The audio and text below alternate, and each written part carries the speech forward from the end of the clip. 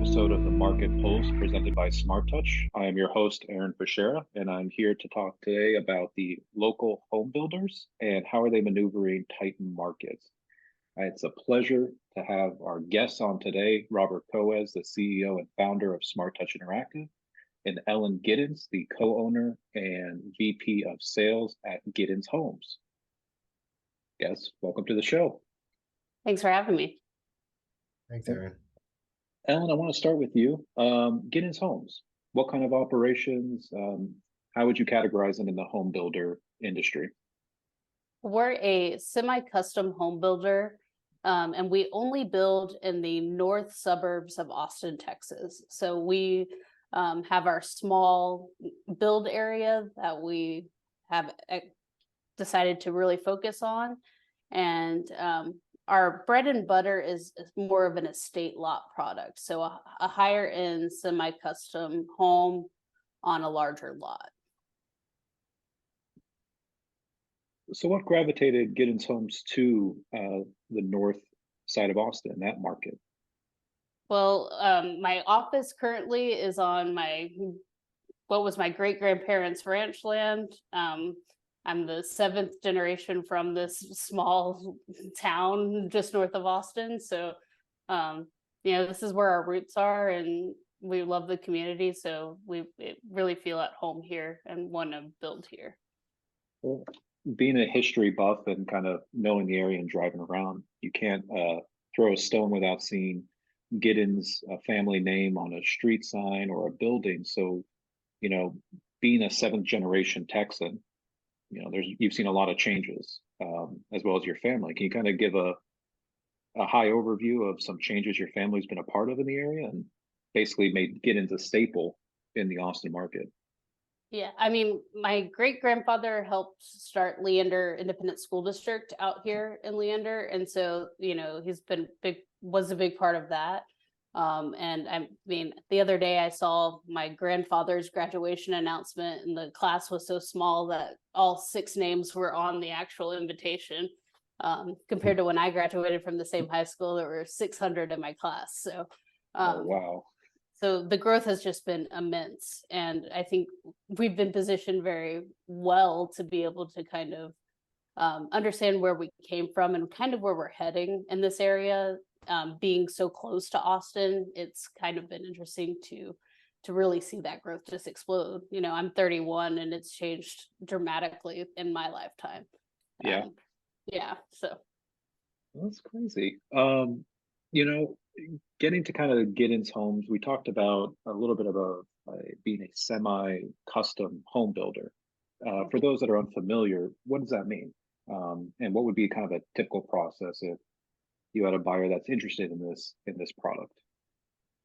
So with semi-custom, we have a set of floor plans that all of our homes start as opposed to a true custom home where you work with an architect and you draw a perfectly unique home to you. So we have a wide array of floor plans that are our base. And then our customers are able to make almost unlimited changes. If you can imagine it, we've probably seen it or attempted to do it with a floor plan. I mean, Robert's very familiar with this. We built his home. And so, if you kind of take the bones of our plans, you can move walls around, add things, but it allows for that custom experience without the custom price tag. And so we use our expertise to have that base of a plan that's buildable and works really well. And then you can kind of tweak it to make it your own.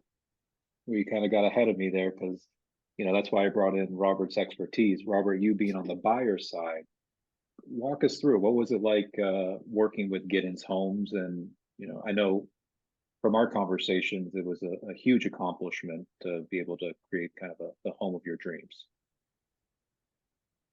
Whoa, well, where to start? I think one thing, and just putting myself in an objective place, because I've had a long-standing relationship with Giddens Homes. I first met James in 2006 when he helped co-found Buffington Homes. and then re-engage with him when he started his own company in the 2000s, 2010, somewhere around there. Ellen, what year were you guys start? 2011. 2011, yeah, somewhere around there. So, you know, over the years, it was a lifetime dream of mine, and just like any other buyer out there, like you know, I had that vision and that dream, and I happened to go on their website, and they offered the plans, the base plans, just like Ellen described. And you know, I didn't necessarily need to draw something on a napkin, but I did want to customize something that had my criteria. And so in my case, like I needed X amount of square footage, I needed a movie room, I wanted like children and guest rooms in one side of the house, and my wife's and I's room in the other side of the house, oversized closet, check, check, check. But then I went to their website, and they offered interactive plans. And those interactive plans gave me the ability to then extend and put my dream covered patio, which today I do have a dream extra long covered patio that we have great gatherings there. And so, as a matter of fact, that experience and that evening that I did, I started saving the plans and in with preparation of sharing it with my wife, which is the buyer journey that we advocate that is really taking place. And I was actually living it. And so that took place. And on the receiving side, I remember that James sent me a note that Monday and said, "Hey, you went bonkers on customizing plans." I said, "Yeah, man. I mean, it's sticky because now I had a connection to that plan and what I had created and what I had customized, and it was Robert's and Robert's family. So it was personalized, and that filled my fulfillment of what my custom home is. So for me, it's a custom home, but it started with a base plan. So that's a great experience that I had, and one of the things that I feel is one of the strengths of working with Giddens, and then obviously the whole process and the finished product. It's one of a kind. I'm in awe every day that I wake up and I walk around my home, feeling that I'm still in a dream of having built it. And as a matter of fact, I think one of the most remarkable things about it was that we started the home at what would be kind of the exit of the pandemic, and there were still supply chain issues and constraints, and we thought it would take probably a year and a half, and they actually got it built in 9 months. So that was something remarkable as part of the experience. And so, yeah, I think they are a model, and part of the reason why we wanted to invite them into this series is we believe that there's hundreds of builders throughout the North America that have a very similar profile. And Ellen, they've had a remarkable run in growing and sustaining their company. And I think she's got a lot of great things to share with our audience today. Thank you, Robert. Thank you for the kind words. Always good to hear. Well, Ellen, before kind of diving into the current marketplace, are there any other major differentiators you see that Giddens offers? You know, we talked about semi-custom, knowing the local market. I mean, anything else that makes Giddens Homes stand out? I think one thing that we take a lot of pride in is our build on your lot program. So we are, experts in the area, and we do build in established communities where we buy the land and things like that. But we also have put a lot of emphasis in building on homeowners land. So if you had a lot in our build area, but kind of don't know where to go from there, I think that we have a really robust build on your lot program. It's not an afterthought for us. It's something that we really do invest in and put a lot of pride in. And I think that kind of sets us apart. Excellent.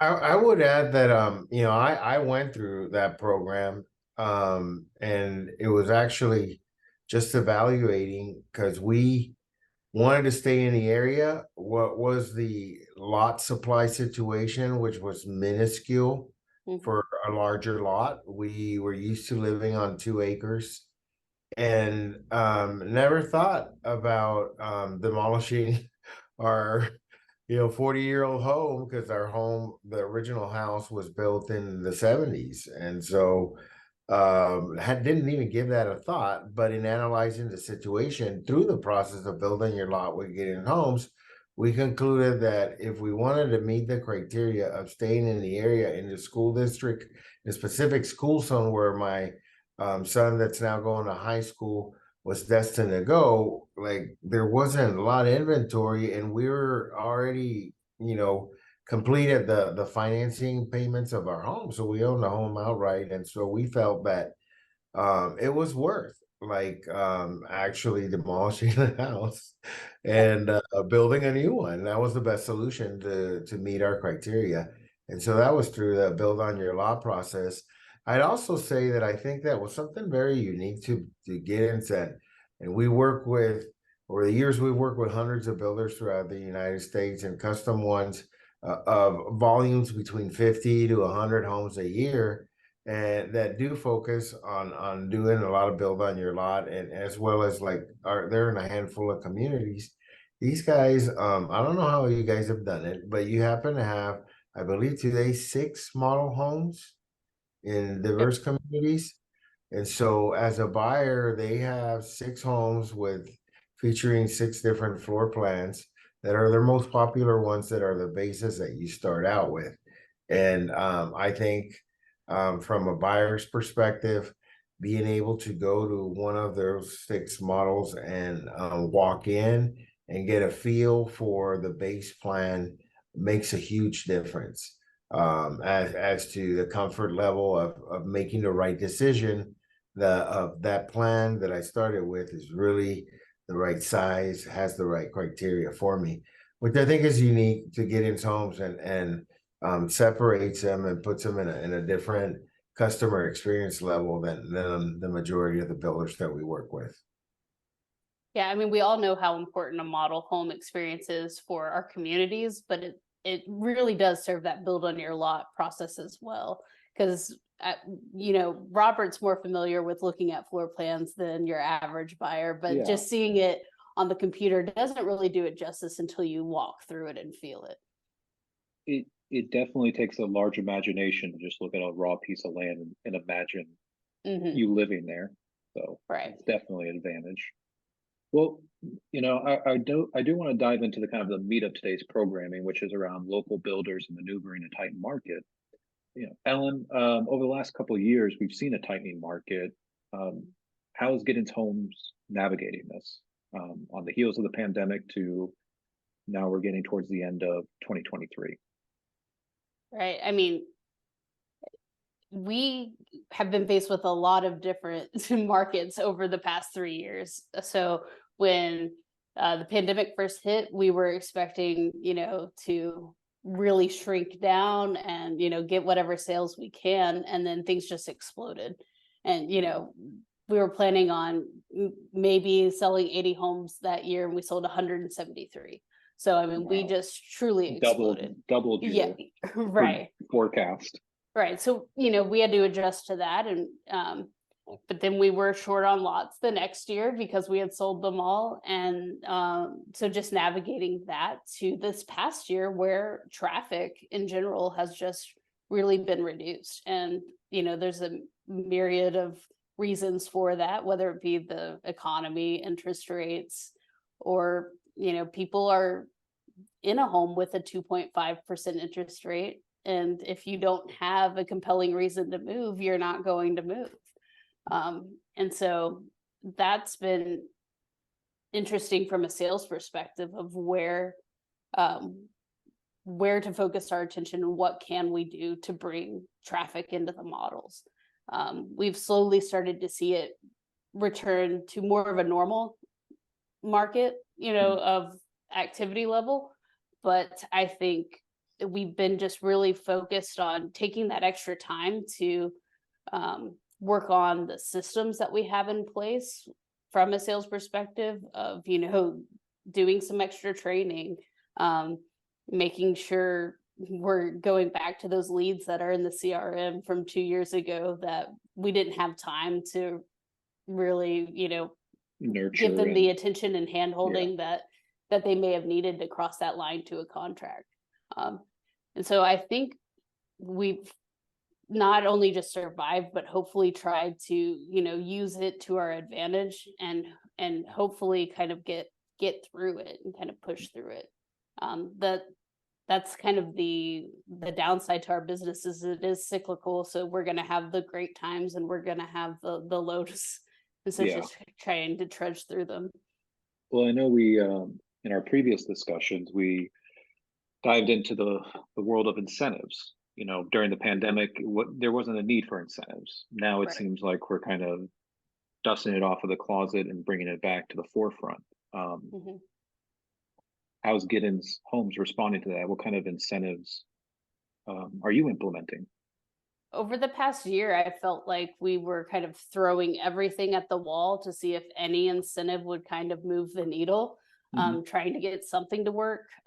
We've tried everything from extra decorating packages to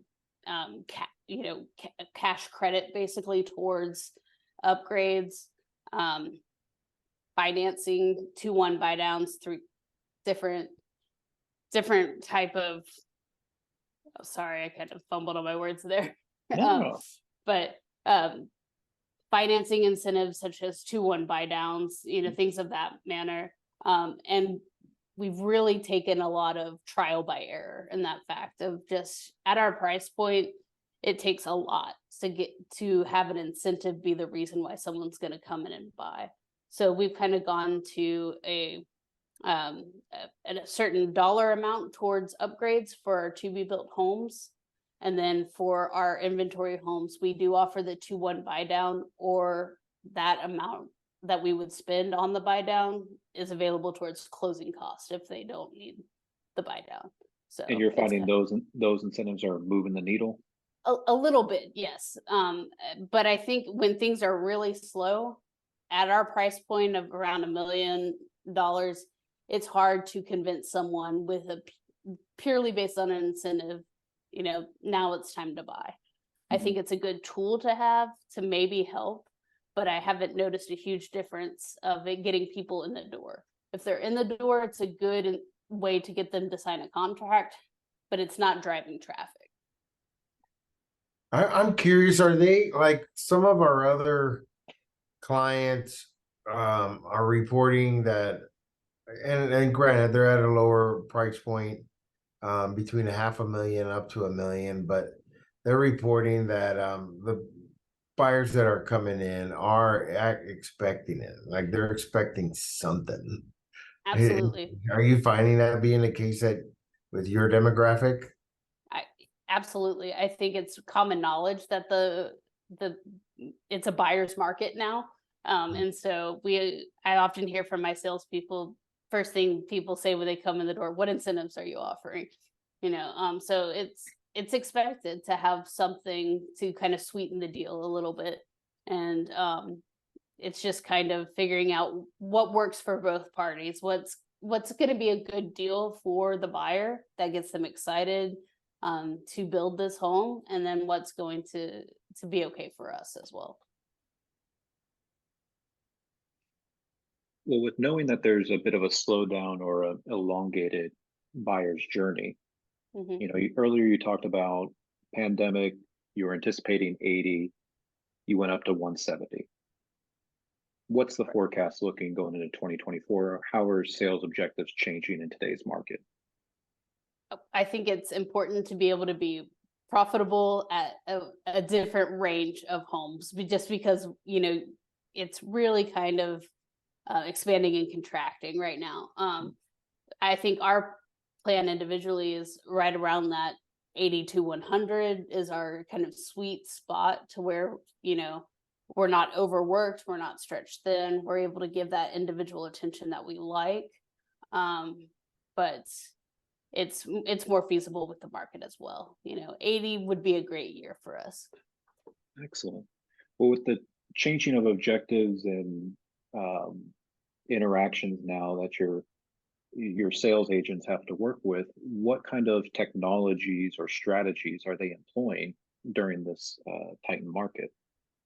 I think leaning on the CRM technology to kind of guide that follow up a little bit more is a big tool. And a lot of that comes down to me making sure our team understands the value in the CRM and uses it and gets what can be gotten out of it. I think, you know, the marketing tools of that we mentioned before, of the interactive floor plans, just anything that we can do to kind of ease that buyer experience from, you know, the first touch is not when they first walk in the model anymore. You know, they know who we are, they know what we build based on our website for sometimes weeks, months before they walk through the door. So making sure that that back end is really polished is important. And thank you guys for helping us with that. And then the CRM technology from the sales side of making sure that, you know, we're following up. We've got our ducks in the row and ready to go. Well, you know, I've said before that if you're underestimating the buyer, the amount of research that they're doing and fact finding before they even step on site is astronomical in comparison to previous years. And yeah, and I'll shamelessly give our plug for Next Gen, as you guys are one of our power users. You know, what is the CRM showing in the buyer's journey? You know, how long is it taking? What is your sales team looking at to determine key metrics to get them on site? Right. We're noticing a couple of trends. The first is on our build on your lot side. The time before contract is much longer. That's a much longer journey from the initial website visit to we're starting the construction of your home compared to in one of our established communities. And so the drip campaign basically, or the reminders that it sends our salespeople of, hey, this guy was a lead from 2 years ago. He might now be ready. And so it's just keeping all those people on our active roster for such a long time. I know a lot of older like veterans in the sales community really rely on their note cards and things like that, but they kind of get lost in the shuffle after 2 to 3 years, especially the last 2 to 3 years that we've had. And so I think that's been a big trend of like just having it automatic. You know, these are the people that you have in the background. Well, and then, you know, overseeing your sales team, yeah, sometimes our best sales agents are the guy that has it on the cards, may not be the most organized. So how are you overcoming these challenges of getting those notes, getting that information, and really thinking strategically about how we're using the CRM? I think maybe we struggled a little bit more than the average builder of getting the use of the CRM to be, you know, kind of second nature. I actually rewarded incentives based on like the most actions that I saw on the report from that month. Give a gift card to the salesperson that was inputting their follow-up, inputting, you know, all the data in, and also just kind of leveling with the salespeople of like, hey, this is how we know where the activity is happening. This is how we know where to spend the marketing dollars. And it really does impact, you know, our operations if you use this, and getting them to buy into the process of, you know, we're investing in this tool to help you make money. And so it kind of comes down to that at the end of just getting that buy-in. Well, Robert, I'll add, Aaron, Ellen is not alone. I talk to builders every single day and have been for many years. And as a matter of fact, this morning we're just talking about expectations on participation. And because we happen to be a marketing agency that also provides the software, we have accountability for performance, and therefore we are consistently snooping around and looking at the scoreboards. And within our scoreboards, we create visibility to participation. And we have seen this across the board, all of our clients, where in previous years, they've had partial participation from the sales teams, and it hasn't been demanded from them because sales solves everything, and Yep.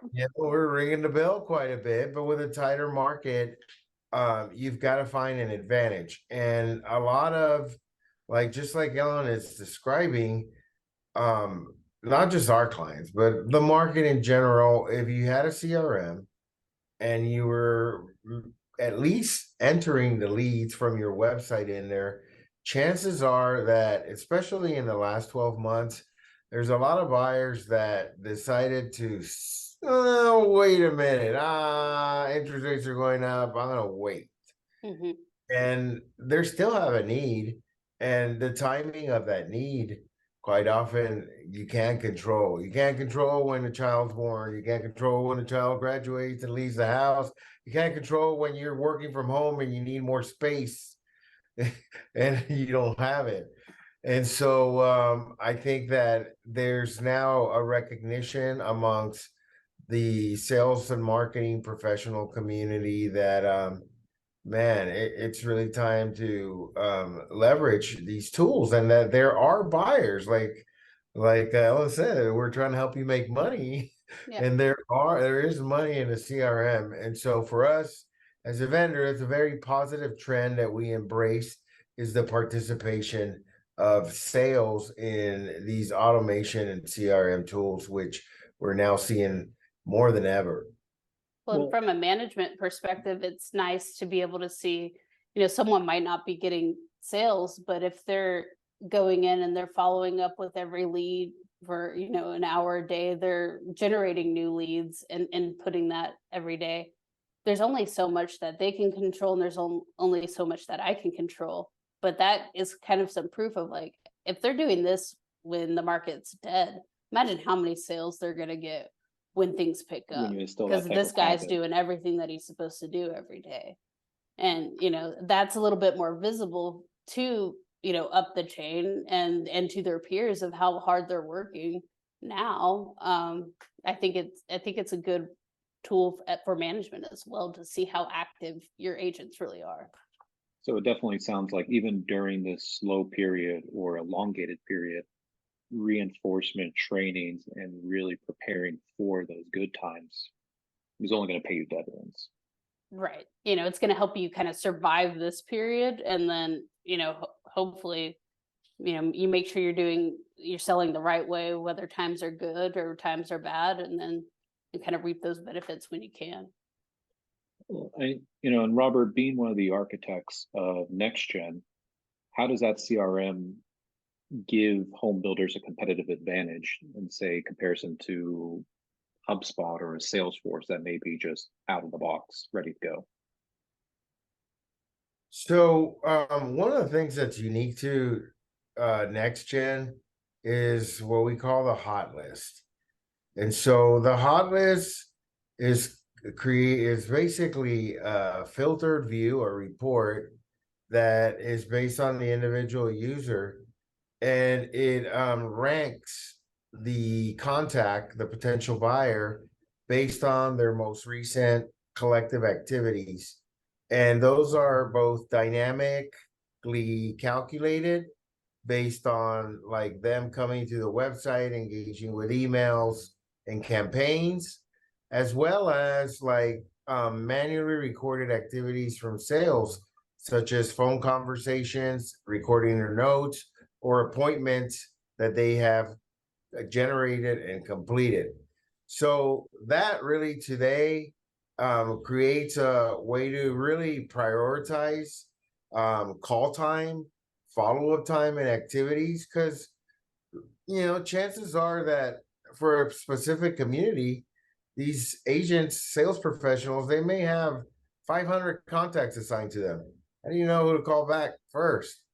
And so that's one of the things that's unique to next gen, is the concept of lead scoring and creating efficiencies for sales to focus on the most active buyers. So it definitely sounds like, effectiveness over efficiency, where efficiency is, hey, I got all these, these leads and I'm just working them, working them, working them. Whereas it's really around, is it effective and am I focused on and prioritizing the right buyer who's ready for that right time? So I know we talked a little bit about the interest rates. Right now we're hovering about over 7%. You listen to the news, we talk about 2024, there may be a decrease. But I think it's safe to say in the short term or over the next year or so, we will be hovering around 5 to 7%. That seems to be the general consensus in the marketplace. Alan, what's been the feedback on the ground with these interest rates, and how is Giddens Homes adjusting or addressing these? I think it varies based on kind of the price point. Some of our inventory homes are a little bit more affordable in the $500,000-$600,000 range. And so I think you kind of focus on that, on doing a rate buy down, and then you'd say, marry the home, date the rate, refinance. I think also just educating buyers of, historically this isn't that scary if you look, at the average rates, and then just kind of hearing what consumers are actually nervous about. Is it your monthly payment that you're scared of? Is it the variability in the market that's causing your apprehension? And kind of focusing on that. We have a great relationship with our preferred lender, and her educational tools have really helped us not only understand it better just as a sales team, but to be able to offer those tools as well to our buyers of understanding the different options that are there as far as rates, refinancing options down the road, and kind of what that impact of a rate change is going to look like month to month. Because it looks scary on paper, but how's it gonna affect my pocketbook every month is kind of a big one. And do you feel there's a certain demographic that may focus more on the principal or the monthly payments, one over the other? Anything that you can shed any light on trends? I think at the ends of the spectrum where you have retirees that are maybe on a fixed income, or people that are, this is just their second home, they're moving up and it's a big jump in the mortgage payment from where they were at. We see a bigger focus on what is going to be that monthly hit. What am I going to feel every month? Whereas in the middle, where there's that a little bit more flexibility of, well, I could put a little more down if I needed to. I don't really want to, but we could talk. That it's more of a overall, like, what's going to be the scope for the next 30 years? What am I looking at? So I think that's where the majority of our buyers are. And then we also have a lot of people that maybe could pay cash, could finance. They're leaning more towards just not doing financing whatsoever if they can just get away from it. But that's fairly rare. That's a nice problem to have. That's a very nice problem. Yes. If we could have all cash buyers, this would be a great market, but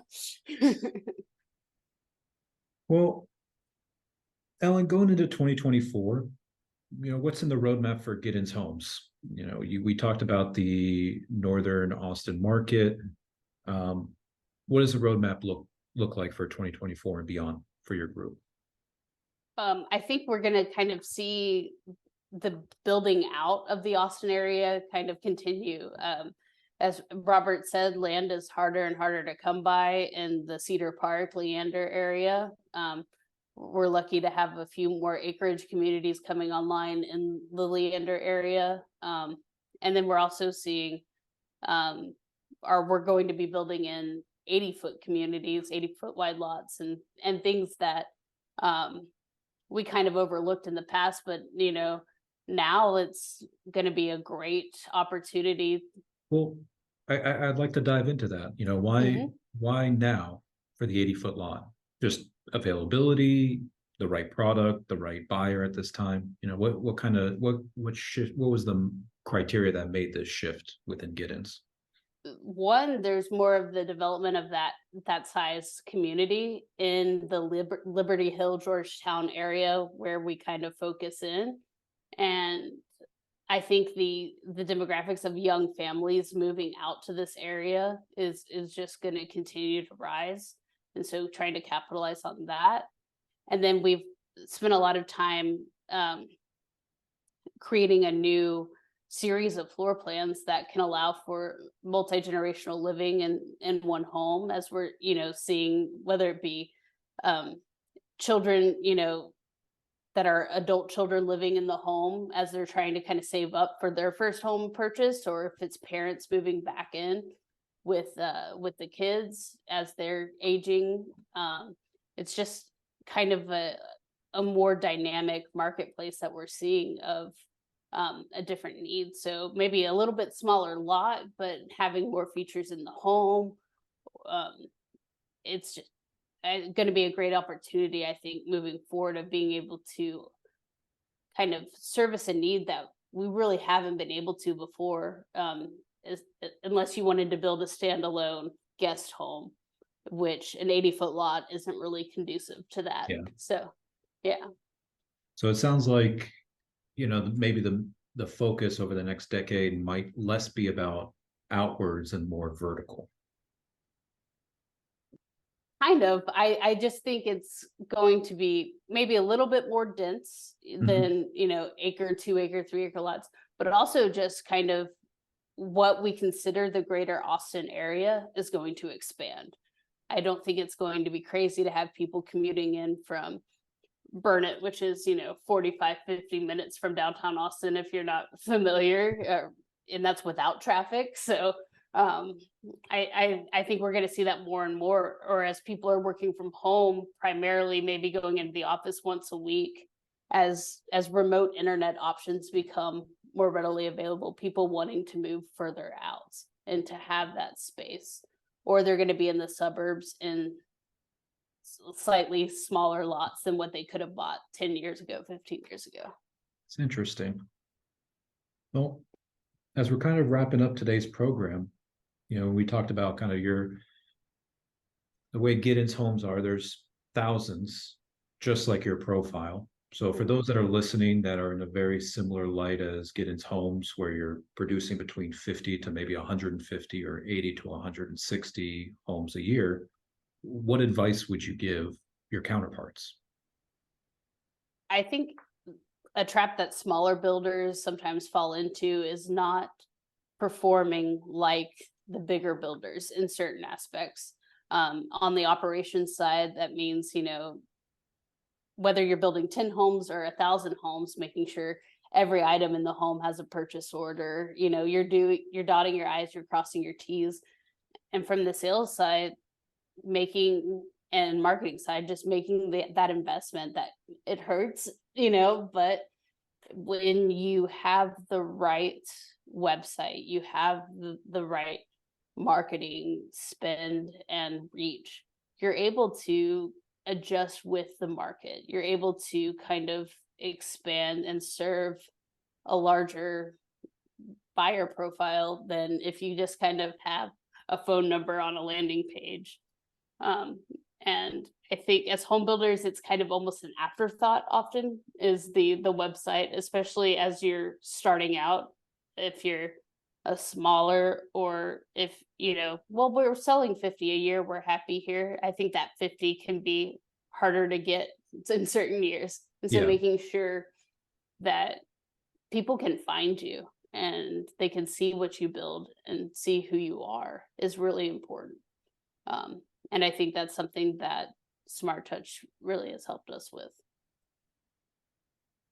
Yeah, I would just add that you get judged today. We all judge. Like, you, in every shopping experience that we have, like you go to that site, and if the site looks crummy, you're exiting. And right now we're in a very competitive market, and the advantages are the experiences that you can provide, because like Ellen said, like before they ever show up at a sales model home environment, they already know practically everything that's out there about you if they're really serious. And so, you know, right now, the trend that we're also seeing is reinvestments in website content, because it's just expected. Like, you know, color floor plans, interactive floor plans, it is expected. Matterports, virtual tours. Like, if you don't have them and it's you versus a builder that does, chances are they're gonna focus on the one that's providing the better experience. And I think Giddens has invested over the last few years in their web strategy. We helped last year. We underwent a project that was, I think, 8 months, but it was well worth it because today they have a world-class website. It even features for build on your lot the ability to search for a lot through the local MLS in the specific markets that they serve, which they, from as far as I know, they're one of the few websites in their market that offers that kind of experience. And so we're aligned 100% in being able to separate ourselves, differentiate ourselves by providing that type of environment through their website. Right. I think, you know, we build a product that I truly believe in, and it's easy for me to know what we build and to expect other people to know that as well. But if we're not demonstrating that and showing it in a aesthetically pleasing and easy to access way, I'm expecting the impossible for them to have that same connection to a product that I care about so deeply. But I think it's well worth the money to have that shared experience of, oh, this is a really neat product. This is a really nice home, and I can see myself living there. Well, Ellen, if any of our audience members wants to kind of get in contact or look at Giddens Homes as a case study, what's the best way for our audience members to browse or just get to know you guys even better? Our website is just giddenshomes.com, and anyone can feel free to contact me directly. It's just egiddens@giddenshomes.com is my email address, and I'm happy to talk to anyone. Well, Robert, Ellen, I appreciate you both being a guest on today's podcast of the Market Pulse. This was a educational experience, especially as we're navigating the home builders market. And I expect more to come in 2024 and beyond. So buckle up.